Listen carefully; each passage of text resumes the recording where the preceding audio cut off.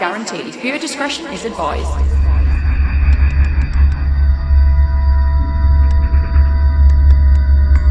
Hello! Welcome to Cars of the Macabre. This is quite a long case I'm going to do. Okay. And obviously we've got to zhuzh it into 45 minutes. Yeah. So I'm just going to crack right on. You crack. Is that all right? Yeah. Crack. So today I'm talking about the curse of Von Dutch. Oh, I love it. Yeah. This was so much fun to research, and it's very fitting for Cars of the Macabre, so I'm going to get right stuck into it. So Von Dutch is a name synonymous with trucker caps and it girls from the early noughties, but there's so much more to this story. Custom cars, curses, and murder, in fact. So let's find out more. Von Dutch was the pseudonym of Kenny Howard, an American hot rod legend. Howard was born on the 7th of September in 1929 in Los Angeles, California, and he was the son of a sign painter. He learnt to paint letters and pinstripe professionally by the age of 10. Oh my gosh. Which is amazing. It was his family who gave him the nickname Dutch because he was reportedly as stubborn as a Dutchman. Howard later added the Von prefix as an artistic signature. And I do feel like I want to add like a nickname and a prefix to the nickname as well, because now my name just feels boring. Yeah. Like Von Dog Mum. There we go. Or Von You've done it. Cookie. String. Yeah. You saw that? No. Von Mudflap. Von side effects. Right, so back to it. Howard started earning money from his pinstriping in the 1950s, and Von Dutch has been a huge influence on the custom scene from the 1950s right up until today. Didn't know that. Yeah, so just a side note, if you don't know what pinstriping is a decorative paint technique that involves applying very thin lines of paint to create artistic designs. It's created using specific brushes and it's freehand. Yes, I think I saw some at SEMA. It is absolutely incredible, and it's really hypnotising to watch people do it as well. So clever. Some of his most famous works include the flying eyeball logo, and I can't remember if I've mentioned this before, but side note, the flying eyeball actually dates back to the ancient Egyptians and Assyrians and was originally believed to be a symbol of protection. Howard's also known for the custom Kenford truck, which was on display at the Peterson Museum in LA, but I'm not sure if it's still there. I don't remember seeing it when I went, so it might have just been there for a little while. Along with numerous custom motorcycles and award-winning custom cars. One of his most lasting achievements was the creation of the special pearlescent colour used to paint Marilyn Monroe's car, known as Candy Apple Red. Ooh. Isn't that a fun fact? This colour became a huge hit in the industry, and many manufacturers still offer a Candy Apple Red on their vehicles today. Nice. So he had a massive influence. Yeah. Kenny Howard is thought of as one of the fathers of custom culture, in fact. Von Dutch created the K in custom, so it's custom culture with two Ks, as a nod to his love of German aesthetics. Aside from cars and bikes, Von Dutch was also an avid gunsmith and knife maker, creating art knives and embellished firearms, most of which were adaptations of existing items to which he added his own artistic style. So again, he customised them as well. This man's amazing. Yes. It starts off so well, this story. Von Dutch had a lifelong struggle with alcoholism, which in turn led to major health issues later in life. He died on September the 19th in 1992 from alcohol-related complications. I did read in some sources that he had liver failure. Von Dutch had two daughters, Lisa and Lorna, and it was his daughters who allowed art collector Ed Boswell to produce items using the Von Dutch trademark logo in the 90s. Kenny Howard wrote, "Use any of my stuff you want, nothing is original. Everything is the subconscious. We just tap it sometimes and think we have originated something. Genes make us more or less interested in certain things, but nothing is truly original. Copyrights and patents are mostly an ego trip." So Kenny Howard himself actually had nothing to do with the fashion label. He was all about cars, motorcycles. But the name Von Dutch is obviously rooted in custom car culture. I wonder how many people who wore Von Dutch knew the backstory.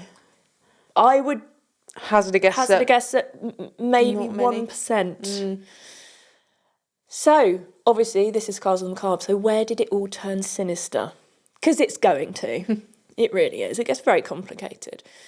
Well, firstly, it's reported that Kenny Howard was a racist and a Nazi sympathiser. God. Allegedly being a fan of Hitler's Third Reich. Oh, no. And according to sources, he made no secret with this fact, especially like later in life. And he actually wrote a letter about his feelings about these subjects on his deathbed, which would resurface many years later, which I will come back to later on. And when it came to Von Dutch Originals, the brand was absolutely fraught with problems, which are documented in a 3-part series on Hulu about the rise and fall of the brand called The Curse of Von Dutch, A Brand to Die For, which is really interesting. I highly recommend watching it. It was a bit difficult to find it in the UK. I had to sign up to Now TV to watch it, but it is fascinating. And you literally couldn't write what happened. Just so much stuff is going on. And also, you know, regardless of everything that happens here, you know, Von Dutch was and still is an iconic part of pop culture because it's come from the whole car scene. But then, yeah, it just does have a nefarious background of crime and murder and racism. To be fair, like, of that era, it is probably more prevalent. Yeah, that's the thing. I mean... Not saying it's right. But... No, that's it. It's, you know... but yeah, I didn't know any of this, did you? No. None of this at all. I'd seen a trailer for the docuseries and I thought, oh, there must be something more to it then. And then when I was looking into articles, as I said to you earlier, they do regurgitate the same information, and it is very much to do with the fashion brand at a specific time. But if you watch the documentary, it goes into all of it. And it gets lots of different perspectives, which there are a lot of different perspectives in this story. So here's a bit about the main players behind Von Dutch as a brand, their history and how they became involved with Von Dutch as an apparel and accessory brand. They certainly are a mixed bag of characters. Literally, you couldn't write these characters at all. So the docuseries interviews Ed Boswell, who I mentioned before, who cites himself as the creator of Von Dutch. He knew Kenny Howard back in the day. They were friends, and as I said, Kenny gave him permission to use Von Dutch on apparel and workwear and things like that. So they also talked to Bobby Vaughn, who describes his life as chaotic, and he claims he created Von Dutch Originals.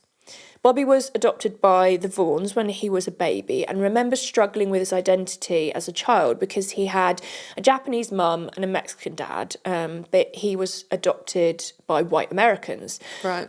Bobby talks about his friendship with a guy called Mark Rivas, and the Rivas were known as a high-rolling gang member family at the time. So even at a young age, he was sort of involved in that kind of thing. Through this family, Bobby became associated as a fellow gang member. Then they talked to Mike Cassell, who claims he created Von Dutch Originals. You can kind of see a pattern emerging here. Yeah. He remembers being bullied as a child for being Asian, and he decided to fight back, and eventually he became a drug dealer.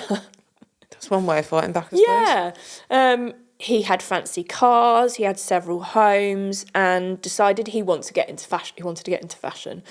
Which he claimed was because he had a love of graphics, images and style. But others interviewed in docuseries say he got into fashion apparel to launder money. That would be a way to do it. Yeah, specifically through a surf skate brand called Bronze Age. So Mike Cassell got busted for a big cocaine deal and served time in San Quentin prison. But from prison, he actually kept working on Bronze Age. He would trade cigarettes for artwork from fellow inmates and then send the artwork home to be used as graphics on T-shirts, which gave Bronze Age an edge. Were the inmates that created the artwork, were they credited for that? Were they rewarded for that? Or did he just steal their designs? You will find out that no one was really credited for anything in this case. He just traded cigarettes. So just a little bit more about Bronze Age. It was a brand that was like an edgy surfscape brand, but at the time, sort of surfing was almost a little bit preppy, and a lot of the apparel and accessories were that sort of way inclined visually. But this brand mixed things up with gangster-inspired street culture and graphics from inmates in prison, obviously. And it became really big around 1993. Never heard of it. I had heard of it, but I didn't know anything about it. Right. So Vaughn was first, so going back to Bobby Vaughn, he was first in big trouble as a teenager when he became involved in a shooting at a party, and it was linked to Mark Rivas, and someone got killed. They got chased by police en route to Mexico, but they did actually manage to lose the police, and Rivas got to Mexico and went into hiding, as he was obviously now wanted by police for this murder. So Vaughn sort of dropped him off basically, and then went back to California. After this, age 19, Vaughn decided to leave the thug life behind and concentrate on surfing. He'd been wearing Bronze Age for years, and he decided to contact the company and ask to be a rep for them. Don't ask, you don't get. Exactly. At around this time, Cassell had got out of prison and decided to put everything into Bronze Age, leaving the drugs behind. So they both, at the same time, decided they were going to go legit, and they wanted to put all of their sort of like energy into this brand. So Vaughn remembers meeting Cassell at the Bronze Age offices. They went surfing, and turns out they had a lot in common. Cassell took Vaughn under his wing and offered Vaughn a job with the brand. In fact, Bobby Vaughn moved in with Mike Cassell and his girlfriend Janelle, and so the pair became very close. They were like family. Yeah. Vaughn was younger than Cassell, and he did treat him like a son. So Bronze Age did become a legitimate clothing brand, but then Cassell sold the company to Irvin Cass for around $35,000. Cassell stayed on as sort of like a creative director, but not long afterwards, Irvin Cass fired him. And from what I could tell from them, the interviewers talking to Mike Cassell, he didn't expect this. So it seems that he sold the company thinking he would then be retained as creative director. Obviously, didn't read the contracts properly. Oh my God, I can't even talk. And he ended up losing the brand. Right. Okay. The fish on it reminds me a little bit of Punky Fish. Yeah. Obviously, that was probably a long time after. Yeah, it was. Yeah. From what you can tell from the documentary and reading the articles as well, Cassell was very creative, and he does know a lot about brands and how to get brands out there and like the styling and the visuals, but he's not quite so business-minded. Doesn't quite have the acumen. Yeah. So I thought it was quite interesting because Mike Cassell's advice on branding DNA, he has three things that he says are sort of like the key elements. Classic never dies. What you stand for is more important than what you sell. And authenticity sells itself. So he was very much about the brand, its meaning, its origins, all of that. So in 1996, at an ASR trade show, Vaughn and Cassell started looking out for the next big thing because they'd lost Bronze Age and they were looking for something else. They were looking for something in apparel and they wanted to start another project. So this is when they spotted Von Dutch on a stand and met Ed Boswell. Boswell had produced patches with the Von Dutch name and flying eyeball motif on them and then added them to workwear. Mm-hmm. So technically, he was the first person to create apparel and accessories with the Von Dutch name.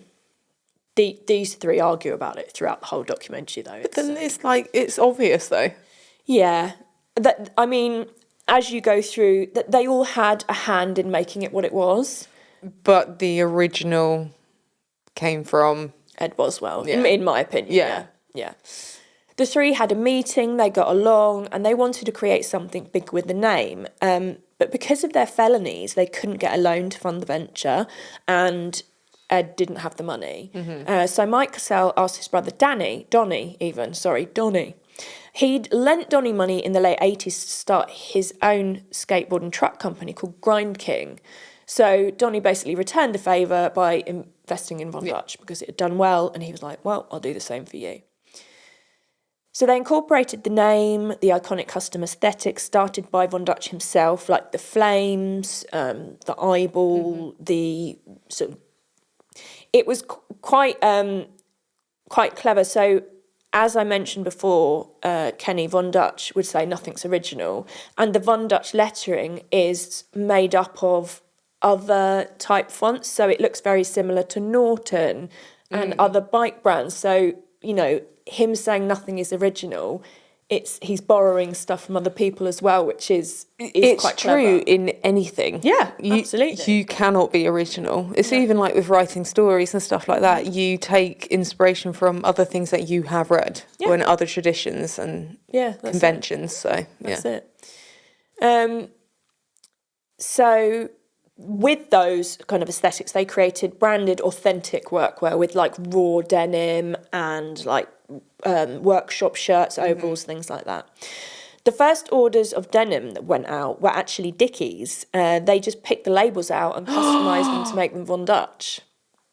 Because they didn't, at the time, have the means to produce what they'd sort of made samples of, but then they'd start getting orders in.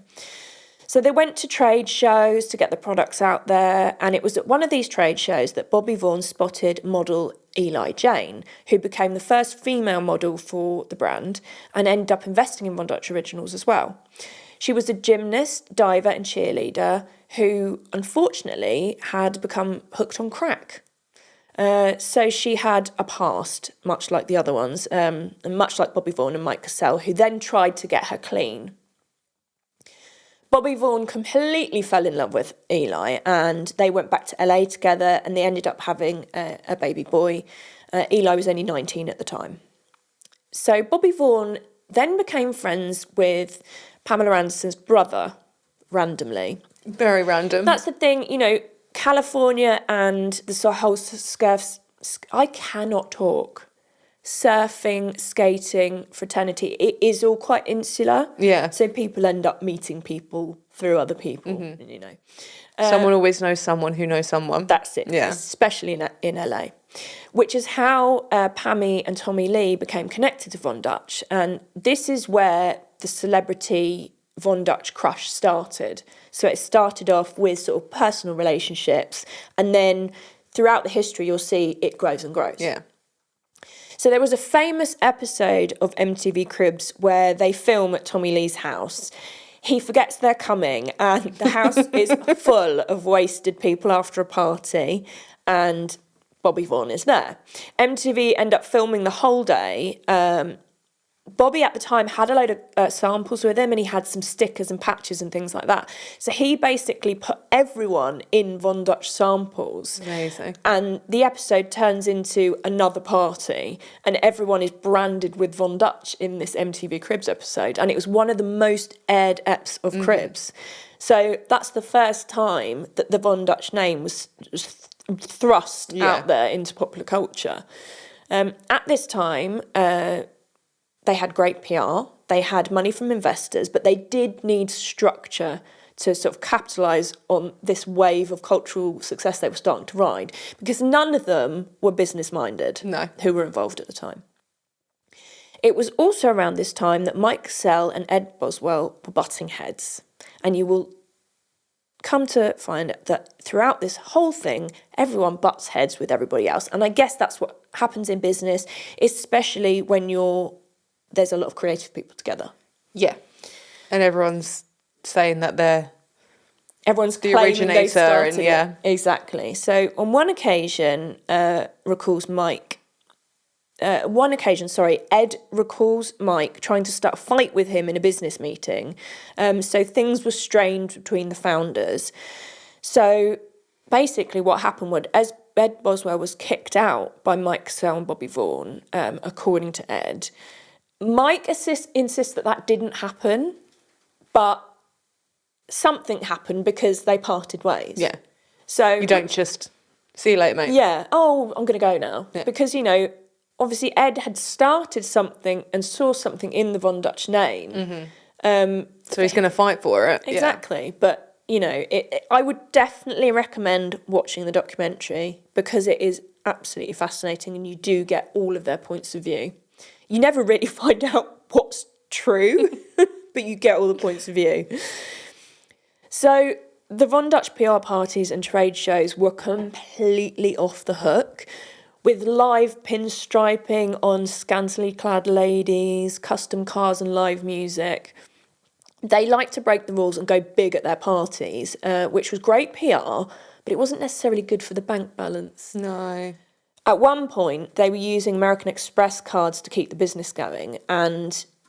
Well, that's a slippery slope. It is a bit of a slippery slope. So creatively, they're doing well. PR-wise, they're doing well. But again, the whole business structure just isn't there. Yeah. Which is when entrepreneur Tonny Sørensen was brought in as CEO and a big investor in the company in November of 2000. A world taekwondo champion from Denmark. Oh. Who, in my opinion, on the documentary...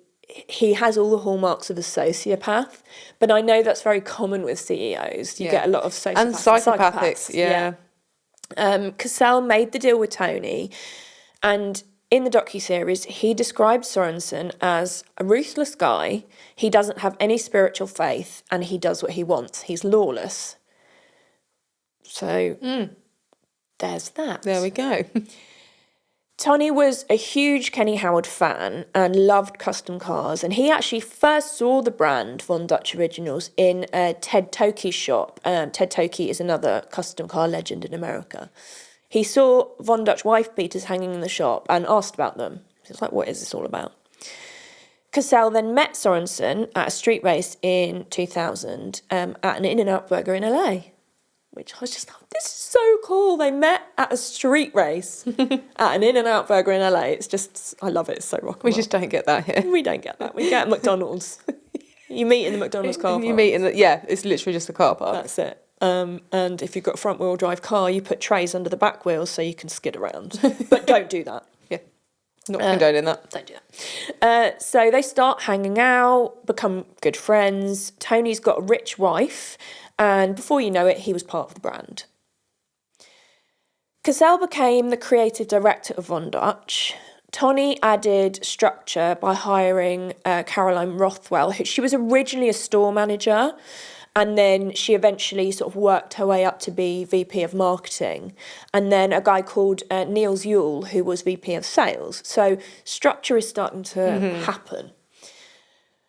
So Von Dutch was basically all about counterculture and Generation Z. So you've got all these fantastic ingredients. You've got this car culture, originating from car culture. You've got really creative people involved who have a background in surf and skate brands. They have got colourful history, but that sort of adds to experience and culture. Yeah. And then finally, you've got some business-minded people all coming together. Unfortunately, issues came to light straight away. And Tonny, and it is Tonny, not Tony, by the way, Tonny was throwing more and more money into the business. And at one point, the business was $600,000 in the red. Ooh. Yeah. So this story goes a bit back and forth, but it's important to know the different points at what things were happening to people to understand why it all went so crazily wrong. So what about Bobby Vaughn? So Tonny refers to Bobby Vaughn as someone who was inherited from Mike Cassell. So off the bat, it doesn't sound like he had much respect for him, didn't really appreciate him being there. Bobby maintains that he was guerrilla marketing for the brand. And at this time, and Mike and Bobby said, sorry, my notes are completely incorrect. So he was guerrilla marketing at this time, but Mike said that Bobby was pretty much AWOL. So to me, it did seem like he was doing a lot of PR work. He'd sort of got in with Tommy Lee. He was at the clubs he was basically repping the brand, which is what he always said he was going to do. Yeah. Which is what he did for Bronze Age, which is what he was doing for this. But again, when you get creative people and you get business people, they're going to clash. And I think it seems like the fact that Tonny didn't see Bobby in the office all the time made him think he was messing about. Yeah. But just actually, going on a jolly. It does sound like he was working really hard. Obviously, you can make your own mind up when you watch the documentary.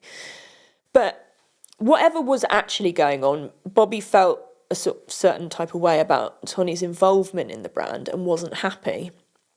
So around this time, Bobby Vaughn and his girlfriend Eli Jane met up with Mark Rivas, who had spent 7 years in prison after the shooting in the 90s, who I spoke about before.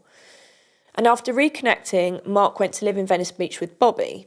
His friends, including Eli, said Bobby changed at this time and Mark became his main focus. Eli was back on drugs, she was doing meth, and she left their son with Bobby for him to raise him with Mark. Oh. Bobby was also trying to help Mark go legit, and he actually brought him into the Von Dutch business with him. But this is where it gets quite confusing and dodgy, because he brings him in. I don't know whether he had permission to bring him in from the other people who owned the brand. Doesn't really seem like it. And in the documentary, Tonny Sørensen and Mike Cassell said that one day Bobby and Mark went into the Von Dutch headquarters with a gun in a briefcase and threatened Tonny. It's unclear what exactly the reason for the pair threatening him was. I'm guessing it was about Tonny's hold and influence on Von Dutch and the fact that Bobby Vaughn didn't like the way things were going. Yeah. That's just me surmising, but it seems like from what they were saying, that's kind of what happened. Tonny then tried to work out a way that Bobby could work within the company. So he suggested kind of like a Von Dutch diffusion line. So this is coming from Bobby Vaughn's point of view. Okay. So Tonny's like, okay, this is crazy. Let's work this out. Let's find a way where you can be involved, have your own thing going on, but, everything can still be above board. This is what Bobby thinks, okay. So a diffusion line is much like with Calvin Klein, you've got CK jeans. With Moschino, you've got Moschino Love. So it is a slightly cheaper price point. Right, okay. And a little bit more attainable for people. Yep, okay. I get you. So a contract was drawn up along with a payment of $10,000 and Bobby signed it without reading it. Oh, always read. Yep. But Bobby had unknowingly signed a contract without any legal representation, agreeing to be a licensee. So, in effect, he'd signed over his 20% ownership of Von Dutch. Then the lawyers were able to send him a cease and desist, and he was fired. So he'd been pushed out of Von Dutch within a month. That's crazy. Which is crazy. Why would you not read it? I mean, see, Tonny Sørensen says he saw this whole move as just business, but it is underhand. Yeah. But then on the other hand, Bobby didn't get any advice or legal representation. He literally just signed it. It was a massive folly, really. Absolutely. So again, you see, there's just so many things going on in this story. All at the same I'm trying to keep up. Yeah, it is. It's a lot. So Bobby Vaughn claimed in an interview that following this, Mike Cassell had said he was going to do something about the situation, but he didn't. So Bobby and Mark basically wanted revenge. So again, you can see where Bobby's coming from. He'd worked with Mike Cassell, he'd been a member of the family, and then as he's seeing it, all of a sudden he's been pushed out and Mike isn't doing anything about it. Yeah. So Mike went to meet Bobby and Mark in a clothing store in Venice. He thought it was a business meeting, but Mike recalls seeing guns on the table and being told by Mark to do what we say or we'll chalk it up, referring to the chalk outline of a dead body, so basically meaning they'll kill him. Hang on. And that was Mike and... So Mike goes to meet Mark Rivas and Bobby Vaughn. Yeah. And he thinks it's a business meeting, but they threaten him. how quick things change when it when it involves money, right? Oh, completely. Like, you know, yeah, completely. even sort of the closeness of that kind of family unit type thing. And it changes very quickly. Yeah. You know. So Mike said that Mark Rivas then assaulted him, and that the pair were basically trying to scare Mike into signing over his part of Von Dutch to them, or just trying to redo the contract, undo it. Bobby denies being there, but Mike said he was there. They're literally all saying completely different things. Bobby claimed that he just wanted his 20% of Von Dutch signed back over to him, and that Mike said he would do it. So that's where we are at this point. Okay. Are you keeping up? Just about. So Bobby and Mark had planned to come to the Von Dutch headquarters to have a meeting with Mike, and they met in a diner right by the headquarters. But Mike thought Bobby and Mark were there to kill him. Obviously, because of what had happened in this Venice clothing store, they had threatened his life. So he was like, well... You couldn't blame him. Exactly. And so it was either him or his girlfriend, Janelle, who was his partner at the time, had called the police about this meeting. So when he's in the diner with Mark and Bobby, the police storm in. But when they realised that there was no threat, the police left. But this whole situation basically completely ruined Bobby and Mike's friendship. Yeah. It was already going downhill pretty quickly. This was just like And then that was just it for Bobby and Mike. After this, Sørensen hired French designer Christian, I don't know how to say his name and I meant to look it up. I think it's Audigier. That's what I'm going to go with. Okay. Christian Audigier in the early noughties to design women's wear. Christian was recommended to Tony by Mike Cassell. Tony or Tonny? Tonny. Okay. By Mike Cassell, as he was a complete denim guru and loved all things American. He was really enthusiastic about Von Dutch, so he was a perfect person to bring on board. He had creativity, had electric personality. He really fitted in with Von Dutch, but then he also had this fresh new perspective. Yeah. So this completely tracked with Von Dutch Originals' new mission at the time, which was to, quote, get out of the garage. As a brand, they had their sights set on high-end streetwear rather than custom workwear. So in a word, they wanted to become more commercial. So this is the point you see it really changing from sort of workwear, the custom car culture, to more of a fashion. Everyday wear. Exactly. So Mike was all about being authentic, staying true to the Von Dutch custom roots. So once again, there was a clash.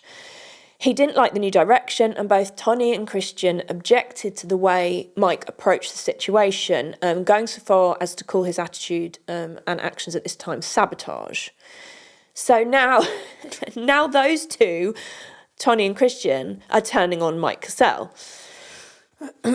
So once again, nefarious things start to unfold. According to Tonny, he and Mike were at a diner in Venice when a man walked in and Mike introduced him to Tonny as a hitman.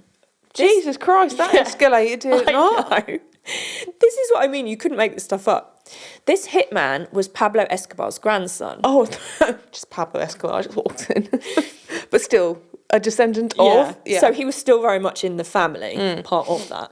Tonny believed this was to scare and intimidate him, and so he went and spoke to his attorney because he then wanted Mike Cassell out. Yeah. So, Tonny and the lawyer executed the buy-sell option in their agreement, and it's basically just that. There was, when they signed all the contracts, when Tonny came on board, there was the right to buy or sell, but both parties, or whoever decides to buy or sell, parties have to be reimbursed what they'd invested in the first place. According to Tonny, he had put $2 million into Von Dutch, and Mike hadn't put any of his own money into it. He had got investors on board, but he hadn't physically put his own money in. So Mike was given the choice to buy Tonny out for $2 million, or Tonny could exercise the right to buy Mike out for nothing. Ooh. So there was only a few weeks to sort this, because there was only, I believe there was a 2-week window. Tonny gave him a month. But still, that didn't leave Mike with very much time to raise $2 million. Yeah, you can't just pull that out of your rear end, can you? So basically, Tonny took this chance, knowing that Mike couldn't get $2 million, and basically took over the company for nothing. Yeah. So as a convicted felon, Mike obviously couldn't get a loan, and so he lost his ownership in the company, and Tonny Sørensen became the sole owner of Von Dutch. So Mike was left with nothing. Despite all these major changes with the introduction of the new designer and the new look and the new concentration on fashion, sales were still down. They, like I said, they were in the red. They've obviously got to get back out of that and then make a profit. So what saved Von Dutch was the famous trucker cap. Using scraps of vintage fabric they found in the office, they reimagined the classic style and put a higher price tag on them, and this worked. Everybody wanted one. Von Dutch was gifted to celebrities along with apparel and accessories, so they made it with the trucker caps, but then they're like, oh, but we also do denim, hoodies, bags, all the things. Von Dutch then was absolutely everywhere. Yeah. And over a period of 6 months, the brand exploded. So Von Dutch even featured in Fast and Furious on Dominic Toretto on his workwear. Yes. Yeah, he's got Von Dutch patch on his overalls. So Paris Hilton was interviewed in the docuseries, as she really was the Y2K it girl and a former fan of the brand. In fact, ahead of The Simple Life, before they ever started filming it, Paris Hilton remembers going to the Von Dutch store before filming and meeting Christian Audigier.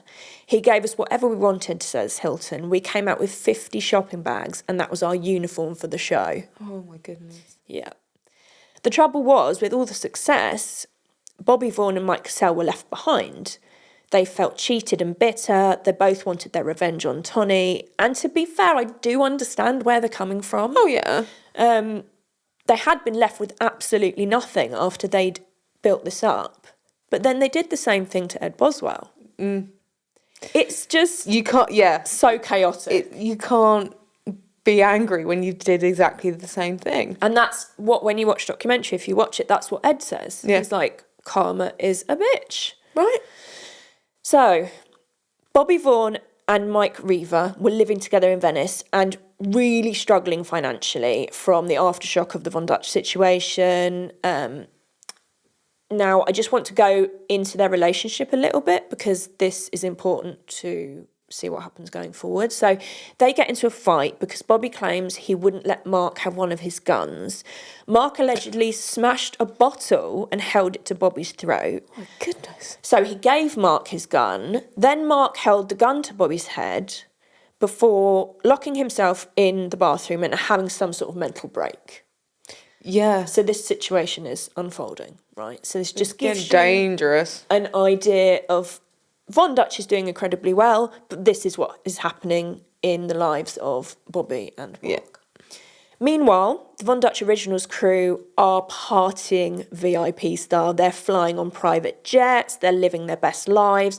The VP of marketing actually spoke about one party they had in the hotel room where they had one of the staff of the hotel fill the bathtub up completely with caviar just because they could. Ew. Which would be stinking and gross, but it just... It shows you the excesses they were going to. Yeah.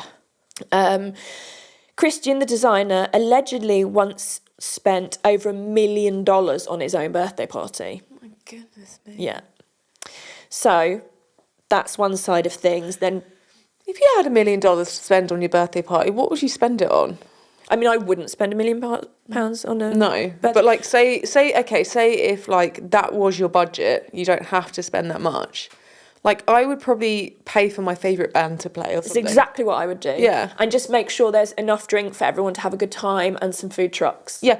And you wouldn't have to spend $1 million and you'd have an awesome, like, private festival. Yeah.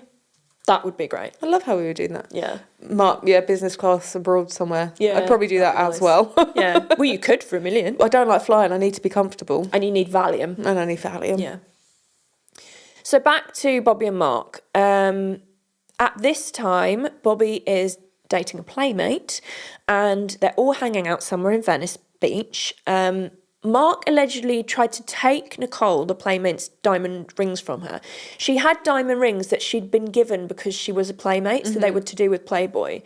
And Mark was basically trying to just nick them off of her. Rob her. Yeah, just, like, ruthlessly. So Bobby stepped in, but Mark hit him, then broke a tequila bottle and stabbed him in his neck. The altercation completely broke out, obviously all got out of hand. Nicole started to try and defend Bobby, and then she realised it was going crazy, got in a car and drove off. Sorry, who was Nicole dating? Bobby? Bobby. Right, okay, yep. Yeah. So Mark and Bobby then... So Mark comes to, because he'd been knocked out when Mark hit him. Bobby came to. I don't know who I just said. Oh, I don't know. Bobby came to. I suppose if he was stabbed in the neck as well, I guess it missed anything vital. Yeah, it was, for want of a better word, a superficial wound, and it needed stitches, but it hadn't, it wasn't life-threatening. So they go back into their apartment. Bobby locked himself in his room, but Mark broke down the door. Bobby had a gun in his room and tried to get out of the apartment using the gun to sort of say to Mark, just let me out. I'm not going to shoot, just let me out. Mark tried to get the gun off Bobby, then the gun goes off and Mark gets shot dead. Where was he shot? I believe it was in his stomach a couple of times. It went off a couple of times. Yeah. So in the documentary, there's the 911 call, which is interesting. And Bobby said, there was an altercation. I've shot Mark. So he admitted to it. But it wasn't just once, it was a couple of times. No, it wasn't completely clear, but it looked like it was a couple of times. Okay, so the gun didn't just go off. No. But he was found not guilty of all charges in 2006, so he didn't go down. He, when it went to court, he was very much saying it was self-defence, and so he was acquitted. Okay, so we've now got a murder. Yep. Right. Then, around this time, in the middle of a workday, 3 suited up guys demanded to see Tonny Sørensen at the Tonny Sørensen at the Von Dutch headquarters. They had a briefcase with $500,000 in cash and told Tonny he had to give up the company and take the money. The main guy was Robert Escobar, the grandson of Pablo Escobar, who he had seen in the diner before with Mike Cassell. And he said he'd been sent by the company and then they left. So Tonny called the police because he was like, well, I'm not selling my part of the business for that amount of money. Yeah. Because at the time it was making lots of money, it's doing really well. But then at the same time, you've got an Escobar saying, take this money or else. Like, literally, I'd have been a puddle on the floor. Exactly. So he called the police. He doesn't go into much detail about what happened after that, but Mike Cassell was thought to be responsible, and Tonny claimed Mike told him it was him who'd sent Robert Escobar round there. Okay. And Mike Cassell does allude to that fact in the documentary as well. But then it doesn't really go back to it. That just happened. So carry on. Tonny didn't sell his part of the business. The police were involved. I'm presuming a line was drawn under it. Yeah. So there we go.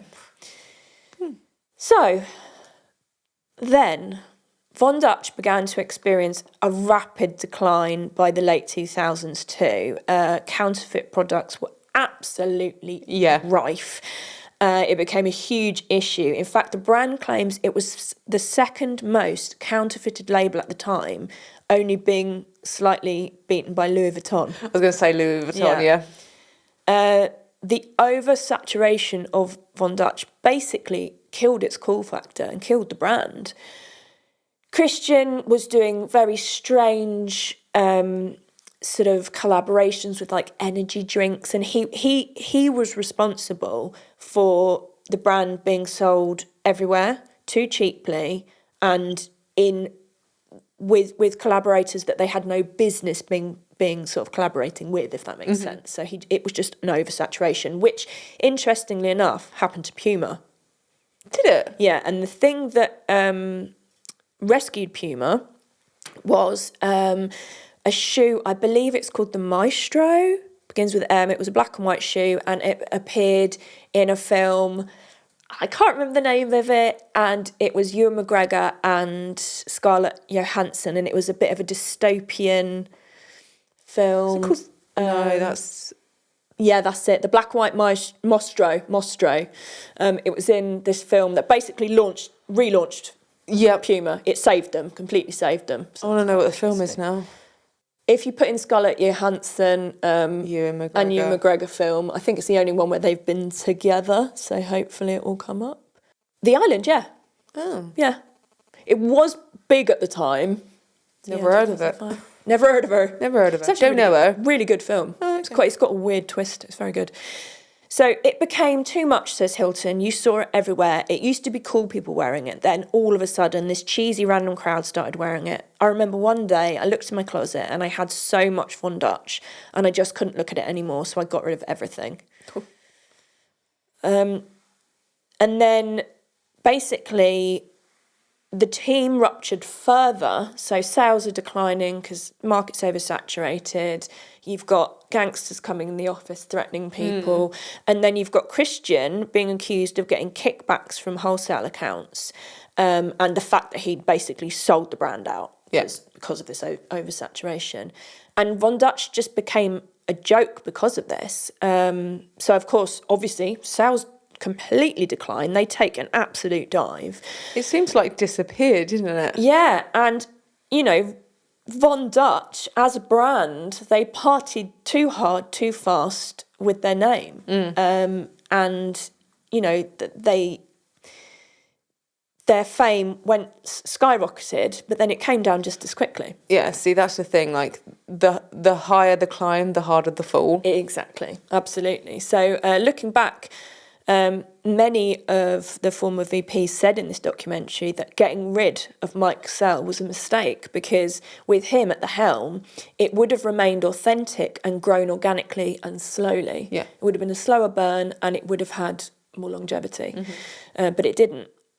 Then, in 2004, a letter was released to the press revealing Von Dutch himself, Kenny Howard, was a racist. It was all over the news and basically the brand was cancelled because of it. People associated the brand with Kenny Howard's racist views, despite the fact that he had nothing to do with Von Dutch originals. But it didn't matter. No. It was tainted. Yeah, that's the thing. People don't see that. They just see the name. They don't disassociate any sub. Yeah. Yeah. That's it. Remember Ed Boswell? The guy who initially sold the patches and started the apparel collection with Vaughn and Cassell back in the 90s. He allegedly leaked this letter. Ooh. Yes, because he never got a percentage of the profits. Revenge. Which he believed he was entitled to. Yeah. So you've just got this web of people deceiving other people and it is just utter chaos. They're ruining it for themselves. Completely ruining it for themselves and people getting greedy, which is what happened with Christian. Yeah. He got greedy, he sold out the brand, you know, and again, like, as a team, they were greedy. They should have kept Mike Cassell on because he was all about the authenticity. That's the thing, sometimes success isn't about reaching all of the masses. No, that's it, and especially so quickly. Yeah. And like you said early on, how many of those people that were actually wearing Von Dutch when it you know, in Y2K, in the early noughties, knew anything about the fact that actually it had come from custom car and bike culture? Essentially, they've seen it on a couple of celebrities. Yeah. Which is how most things do get noticed. That's it, exactly. So... Back then, influencing. That's it. So what happened to the rest of the boys? So Tonny Sørensen sold Von Dutch in 2008. Mike Cassell lost his house. He literally lost everything. He sort of turned to drugs, but he is sober now. Bobby Vaughn sued Von Dutch for an undisclosed settlement, and Christian Audigier left Von Dutch in 2007 and launched Ed Hardy. I wondered why I knew his name. Mm-hmm. And he died in 2015. So many people believe there was a curse of Von Dutch, and so much went down in the brand history that I'm inclined to agree with that. Yeah. I think that there probably is a curse to Von Dutch. After this documentary came out, there was a small resurgence because it came on ASOS. Mm-hmm. That's the thing, you're starting to see it now. Like, even when we were in a TK Maxx in Kings Lynn the other day, we saw a couple of trucker hats. Hats. But the thing is, we own tracksuits. We do, yeah. I got rid of my hoodie, but I've still got the joggers. Yeah. But the thing was, when they relaunched with these sort of reimagined trucker caps, they were all slightly different because they were made from vintage fabrics. They had this high price point. It was so diluted when it got to the mainstream that the hats aren't that anymore. No. And, if you could get hold of one of those ones from when it was the vintage pinstripe suit fabric and herringbone fabric, that would be amazing. Yeah. Because it is a part of cultural and fashion history, but they're not that anymore. But having said that, they're actually, obviously TK Maxx is slightly less expensive than the RRP. Yeah. But those hats were still really quite expensive, weren't they? Yeah. I can't remember. Yeah, they were still... that's the thing, around the same time that Von Dutch was sort of saw a little bit of a resurgence, because there was a resurgence in Y2K fashion. Yes. Playboy and Misguided collaborated. They did. Which meant that Playboy was at a price point we could afford. Yeah. So there was a resurgence in that. So it is all about these eras coming back. Mm-hmm. But I think Playboy Misguided did it better than Von Dutch did. And Von Dutch was still more pricey. Yes, yeah. And still is, because I think they're still being sold in some places, aren't they? Yeah. So that is the very complicated, very intertwined, nefarious story. I have to admit, it's made me slightly tired. Yeah, I think this is why I was so tired last night, because I'd already started the case, but then I went back and I was like, I'm going to watch a documentary, and I got so much more info from that I had to rewrite all my notes, and I was exhausted by the end of it. But it's so interesting. Would never have thought. No, you would never have thought that there was murder involved. And Ed Hardy's having a resurgence as well. Yes, again, absolutely. Y2K. Juicy Couture as well. Yes. His stomach just rumbled so loudly. I know, Mark said he was hungry. Yeah, so again, it's a whole sort of Y2K cool factor. So, but yeah, so with that being said, Von Dutch, remember, famously said, nothing is original. No, but Yeah, no, that was my stomach, it wasn't Wednesday. So yeah, there we go. That's The Curse of Von Dutch. And I highly recommend watching the 3-part docuseries on Hulu. In the UK, you can watch it on Now TV. Yeah, I will. And in America, you can see it lots more places. That was really interesting. Really, really. I wasn't really expecting that. No, at all. I didn't. I knew there was something to it. I didn't realise that was that much. I knew nothing. Yeah. And just so much backstabbing. So much backstabbing. It's like they never had the same goal.